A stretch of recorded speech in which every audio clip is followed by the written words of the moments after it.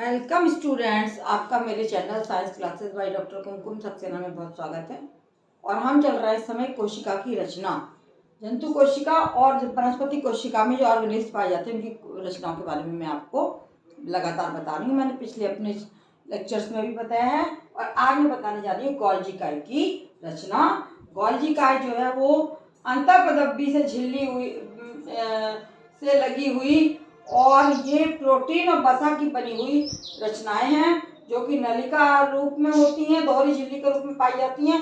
और ये बहुत छोटी छोटी सी पट्टिकाएं और नलिका के रूप में ये गोल्जी काय apparatus आपको बना के दिखाया गया है, जो जंतु कोशिका में एक ही होता है, लेकिन वनस्पति कोशिका में ये बहुत सारे होते हैं। ये दिखाए गए आपको। इसमें क्या बनी है, पतली पतली पट्टिकाएं बनी हैं और ये साथ में आपका दोहरी झिल्ली की बनी हुई पाई जाती है।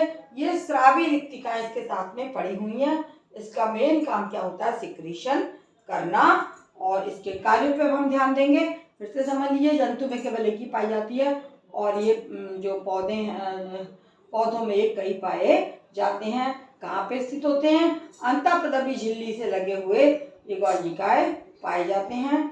इनका कार्य क्या है, ये ईआर द्वारा संश्लेषित पदार्थों का पैकेजिंग करके कोशिका के विभिन्न स्थानों पर पहुंचाता है। जो सिक्रीशंस होते हैं उन्हें कोशिका के विभिन्न स्थानों में पहुंचाना इसका कार्य होता है। और इस सामान्य शर्करा का जटिल शर्करा में रूपांतरण करना भी इसका कार्य है।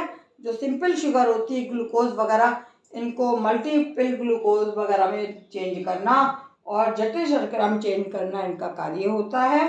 और हार्मोन्स, रेजिन एवं गोंद का स्रावन करना, मेन काम इसका क्या होता है, सिक्रीशन करना। ये किस किस चीज का सिक्रीशन करता है, हार्मोन, रेजिन और गोंद। रेजिन और गोंद आप जानते हैं किस काम आता है, जोड़ने के काम आता है रेजिन और गोंद। और हार्मोन्स जो है पौधे की वृद्धि के लिए बहुत आवश्यक है और पौधे में विभिन्न भागों में हार्मोन्स की आवश्यकता होती है।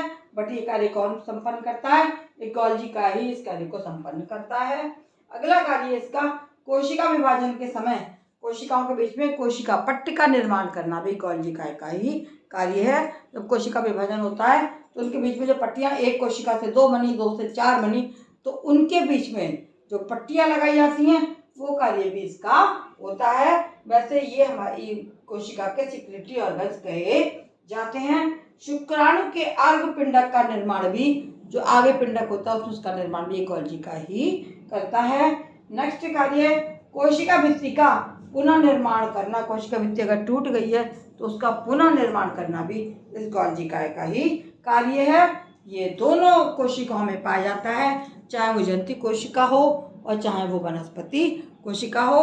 इस प्रकार इसका भी, ये भी बहुत इंपॉर्टेंट ऑर्गेनेल है और इसका एक बहुत महत्वपूर्ण कार्य पौधों के लिए तथा जंतुओं के लिए होता है।